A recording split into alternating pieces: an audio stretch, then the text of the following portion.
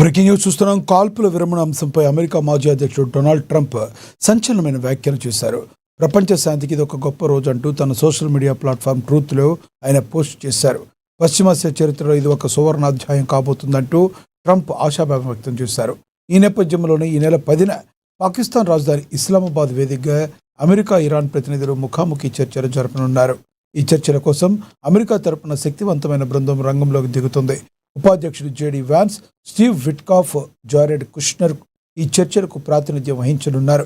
ఇక ఇరాన్ తరపున విదేశాంగ మంత్రి అబ్బాస్ అగర్చి నేతృత్వంలో ఉన్నత స్థాయి బృందం పాల్గొనుంది.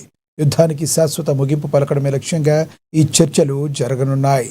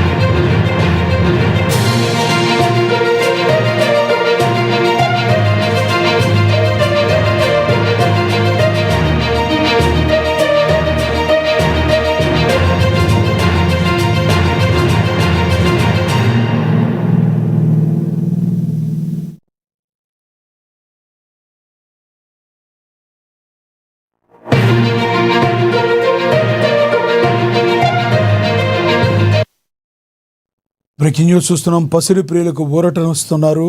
గత కొన్ని రోజులుగా పెరుగుతూ వచ్చిన పసిరి ధరలకు నేడు స్వల్పంగా బ్రేక్ పడింది. అంతర్జాతీయ మార్కెట్లో డాలర్ ఇండెక్స్ బలపడటం, భౌగోళిక రాజకీయ ఉద్రిక్తతలకు కొంత మెరుగుపడటంతో మేరతగలతో బంగారం ధరల్లో ఈ మార్పు కనిపిస్తుంది. తెలుగు రాష్ట్రాల్లోని ప్రధాన నగరాలైన హైదరాబాద్, విజయవాడ మరియు విశాఖపట్నంలో 22 క్యారెట్ల బంగారం ధర నిన్నటితో పోలిస్తే స్వల్పంగా తగ్గి ప్రస్తుతం 1,43,040 వద్ద కొనసాగుతుంది. అటు 24 క్యారెట్ల శుద్ధ బంగారం ధర తులం 1,55,264 వద్దకు ట్రేడ్ అవుతుంది. గత కొన్ని రోజులుగా వరుసగా పెరుగుతూ వచ్చిన వెండి ధరలు నేడు స్థిరంగా ఉన్నాయి. హైదరాబాద్ మార్కెట్లో కేజీ వెండి ధర నేడు 2,55,000 వద్ద కొనసాగుతుంది.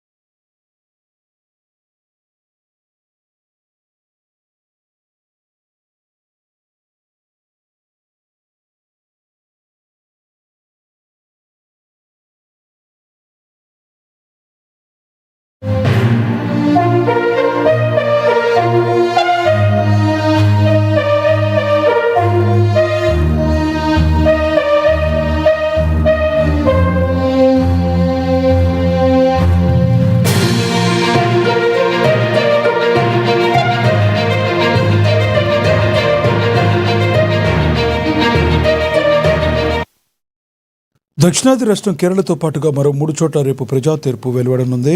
కేరళ అసెంబ్లీ ఎన్నికల పోలింగ్కు సర్వం సిద్ధమైంది. అటు అస్సాం, ఇటు పుదుచ్చేరిలోనూ రేపే పోలింగ్ జరగనుంది. కేరళలో ఈసారి అధికారం ఎవరిని వరిస్తుందన్న ఉత్కంఠ సర్వత్రా నెలకొంది. తమ పాలనపై నమ్మకంతో కొత్త చరిత్ర సృష్టిస్తామని ఎల్డీఎఫ్ ధీమా వ్యక్తం చేస్తుంటే 2011 నాటి ఫలితాలు రిపీట్ అవుతాయని, తామే ప్రభుత్వాన్ని ఏర్పాటు చేస్తామని యూడీఎఫ్ కూడా ధీమాగా ఉంది. ఇక గెలుపు ఓటములను శాసించే స్థాయిలోకి ఉనికిని చాటుకోవాలని బీజేపీ గట్టిగా పోరాడుతుంది. రేపు పోలింగ్ నేపథ్యంలో ఎన్నికల కమిషన్ ఇప్పటికే పకడ్బందీ ఏర్పాట్లను పూర్తి చేస్తుంది.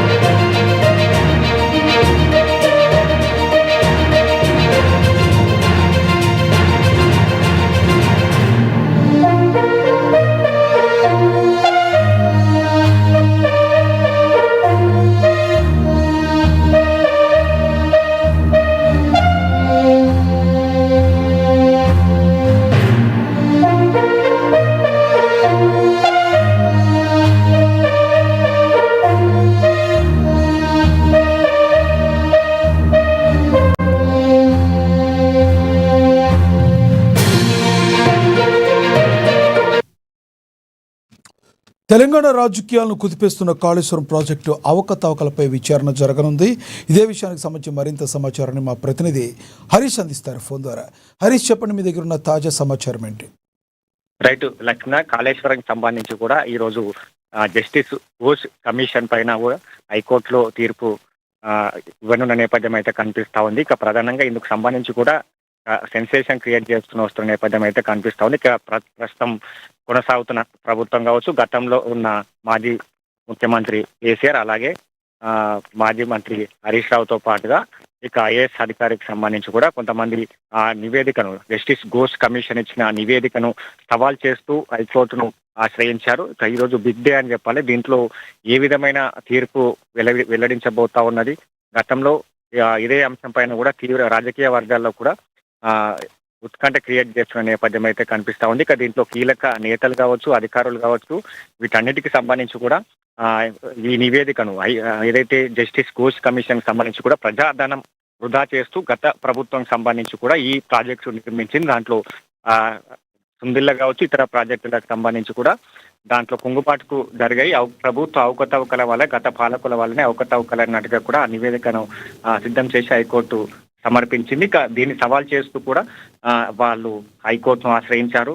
దాంట్లో ప్రధానంగా తమ ప్రతిష్టను భంగం చేస్తా ఉన్నారు. తన ప్రజా ప్రయోజనాల దృష్ట్యా గత ప్రభుత్వంలో ప్రాజెక్టును నిర్మించామన్నట్టుగా కూడా వాళ్ళు హైకోర్టుకి సంబంధించి కూడా పిటిషన్లో పేర్కొన్న నేపథ్యం అయితే కనిపిస్తా ఉంది. ఇక ఈ రోజుకు సంబంధించి కూడా దీన్ని మరి కాసేపట్లో ఈ తీర్పును వెల్లడించే అవకాశాలు అయితే కనిపిస్తాయి. దీంట్లో ప్రధానంగా కాళేశ్వరం సంబంధించి కూడా, కాళేశ్వరం ప్రాజెక్టులో మేడిగడ్డ, అన్నారం, సుందిల్ల బ్యారేజీలకు సంబంధించి కూడా నిర్వహణ జరిగింది. ఇక దాంట్లో ప్రధానంగా ఈ నిధుల దుర్వినియోగంకి సంబంధించి కూడా 2024 మార్చి 14వ తేదీకి సంబంధించిన జీవో 6 ద్వారా జస్టిస్ ఘోష్ కమిషన్ ను నియమించింది. ఆయన కమిషన్ కి సంబంధించి కూడా పూర్తిగా దాంట్లో జరిగిన అవకతవకలకు సంబంధించి కూడా నివేదికను సిద్ధం చేశారు.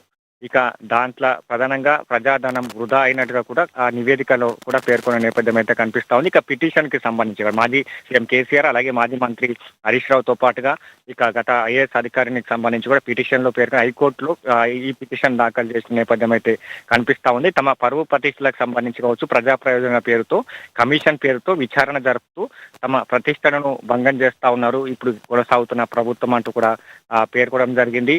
ఇక కమిషన్ కి సంబంధించి కూడా దర్యాప్తు కొనసాగుతున్న తీరుకు సంబంధించి కూడా విరుద్ధంగా ఉన్నట్టుగా కూడా వాళ్ళు పేర్కొన్న నేపథ్యం అయితే కనిపిస్తా ఉంది. కాబట్టి ఇక దీనికి సంబంధించి కూడా గత కొద్ది దఫాలుగా కూడా హైకోర్టులో విచారణ కొనసాగుతుంది. ప్రభుత్వం తరపు కౌంటర్ కి సంబంధించి మరోవైపు ప్రభుత్వం నుంచి కూడా కౌంటర్ ఇస్తా ఉన్న నేపథ్యం ఉంది. ప్రభుత్వం తరపు నుంచి కూడా న్యాయవాదులు ఈ ఆరోపణను కూడా తోసిపుచ్చారు. వేల కోట్ల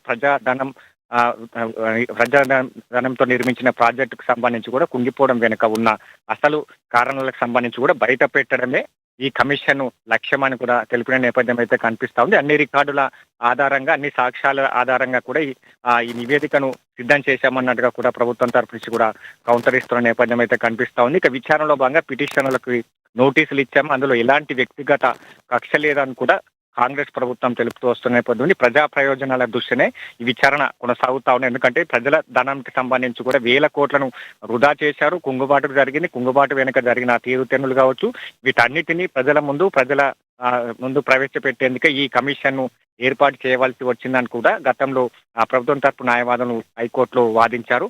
ఇక మొత్తంగా ఈ రోజు తీర్పుపై కూడా సర్వత్రా ఉత్కంఠ నెలకొన్న నేపథ్యం అయితే కనిపిస్తా ఉంది. ఇక ప్రధాన న్యాయమూర్తి జస్టిస్ అలోక్ ఆరాధే అలాగే జస్టిస్ జె అనిల్ కుమార్లతో కూడా ఈ ధర్మాసనం కేసుకు సంబంధించి కూడా సుదీర్ఘ వాదన విన్న తర్వాత ఈ రోజు తీర్పును వెలువరించిన నేపథ్యం అయితే కనిపిస్తా ఉంది. ఇక్కడ ప్రభుత్వం కావచ్చు, అక్కడ ప్రతిపక్షం కావచ్చు, రాజకీయ వర్గాల్లో కూడా ఈ తీర్పు పట్ల కూడా అయితే ఎదురు చూస్తున్న పరిస్థితి అయితే కనిపిస్తా ఉంది. Laxman, thank you Harish.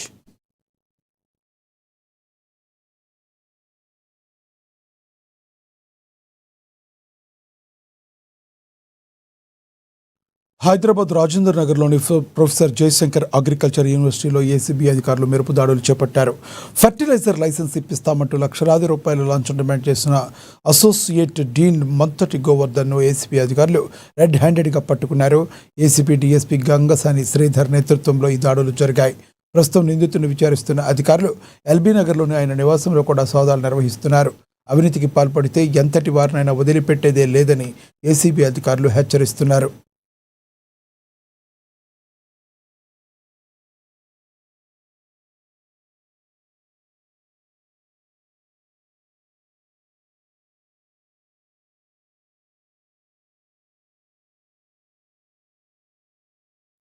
పిఠాపురం నియోజకవర్గంలోని దేశంలోనే కనీవిని ఎరగని రీతిలో అభివృద్ధి చేసే దిశగా ఆంధ్రప్రదేశ్ డిప్యూటీ సీఎం పవన్ కళ్యాణ్ అడుగులు వేస్తున్నారు. ఇందులో భాగంగా పిఠాపురం రైల్వే స్టేషన్ అభివృద్ధికి సుమారుగా 37.25 కోట్ల రూపాయల నిధులను కేంద్రం నుంచి మంజూరు చేయించుకున్నారు. ఈ నేపథ్యంలో కాకినాడ ఎంపీ ఉదయ్ శ్రీనివాస్ రైల్వే స్టేషన్ను పరిశీలించి పవన్ కళ్యాణ్ ఫ్లెక్సీకి పాలాభిషేకం నిర్వహించారు. కేంద్ర రైల్వే మంత్రి అశ్విన్ వైష్ణవ్తో పవన్ మాట్లాడి ఈ స్టేషన్ను అమృత్ భారత్ పథకం కింద చేర్పించారని ఎంపీ వెల్లడించారు.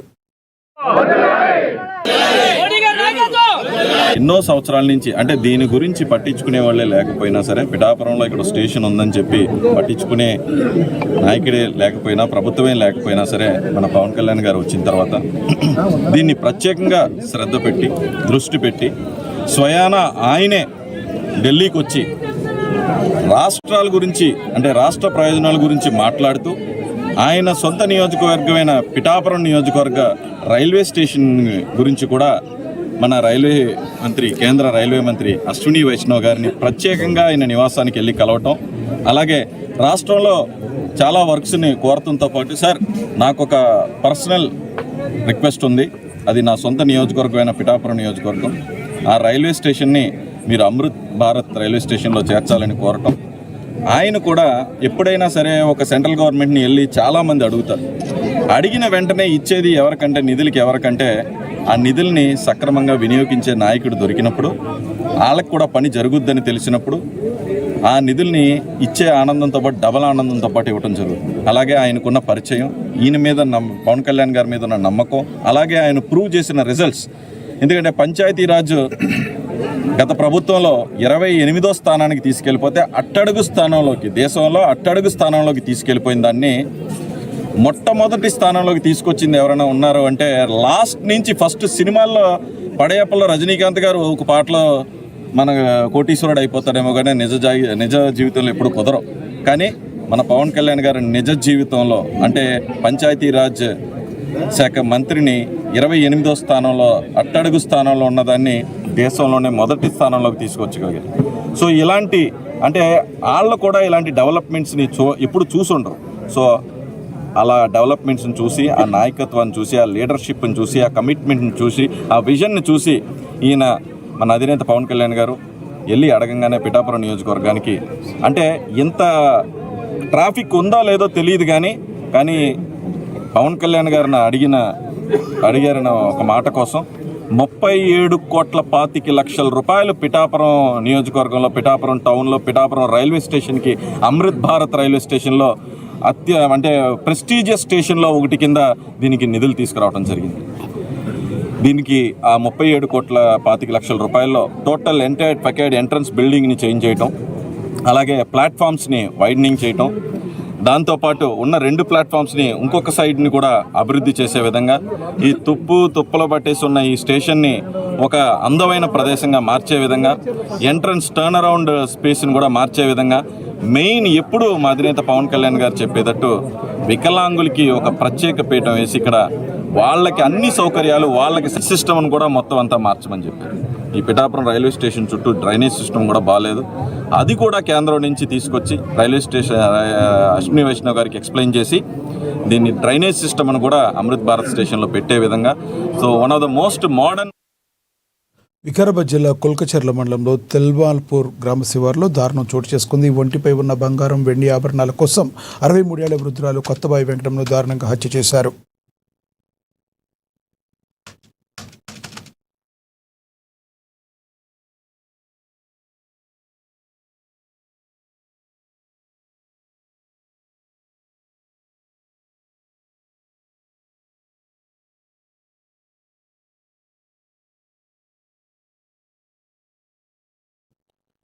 ఈ నెల 4వ తేదీన బ్యాంకు పనిపై బయటకు వెళ్లిన వెంకటమ్మ తిరిగి రాకపోవడంతో కుటుంబ సభ్యులు పోలీసులకు ఫిర్యాదు చేశారు.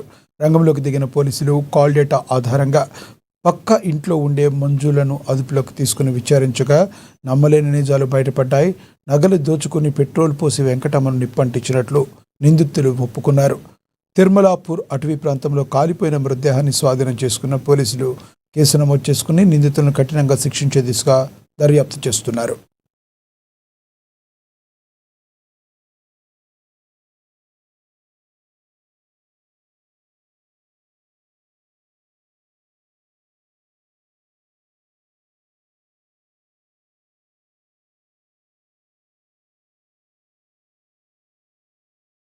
పల్నాడు జిల్లా దాచేపల్లి మండలం మాదీనపాడు గ్రామంలో తీవ్ర విషాదం చోటు చేసుకుంది.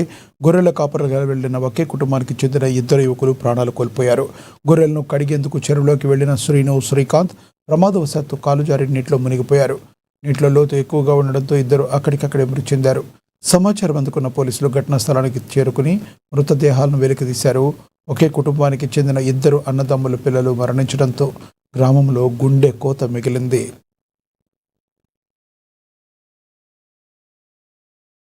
ఏం జరిగింది ఒకరు పోయినా వాడిని కొంచెం ముగ్గురు పోయిన వాడికి ముగ్గురు పోయిన నన్ను నేను లాక్కొని వచ్చి అట్లా వచ్చా.